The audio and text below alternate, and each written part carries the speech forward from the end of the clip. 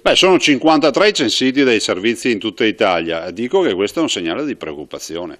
Dico che quando ci allarmavamo, ci preoccupavamo e ci preoccupiamo per i 200.000 immigrati che sono arrivati con Mare Nostrum, non vogliamo, almeno io non voglio dire che siano 200.000 delinquenti, ma dico che c'è il rischio concreto che almeno una mela marcia su 200.000 ci possa essere. E quando una mela marcia gli dà in mano un Kalashnikov, ammazza 12 persone e ne ferisce altre 40. Questo è l'unico principio. Qui non è essere razzisti o non razzisti, è essere concreti. E i veneti a me chiedono sicurezza ed hanno diritto a sicurezza. Guardi, io condivido tutte queste iniziative, sono stato il primo a fare il telegramma addirittura all'ambasciatore francese. C'è da dire una cosa, che qui è fondamentale però che tutti prendano distanza da questi criminali, delinquenti assoluti, da questi due, tre, che non so quanti siano questi personaggi, e lo si faccia in maniera chiara e fondamentalmente chiara.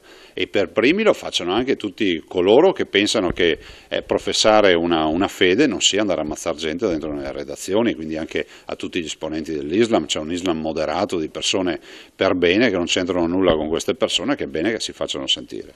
Beh, è fondamentale l'iniziativa, è fondamentale la presa di distanza, non può passare l'idea che il fondamentalismo islamico si traduca in rappresaglie a questi livelli ammazzando persone.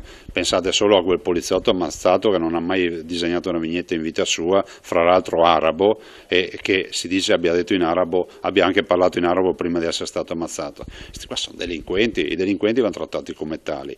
Dall'altro dico anche che è fondamentale ricordare che Charlie Hebdo aveva fatto vignette anche contro i cattolici, non mi risulta che noi siamo andati lì ad ammazzarli.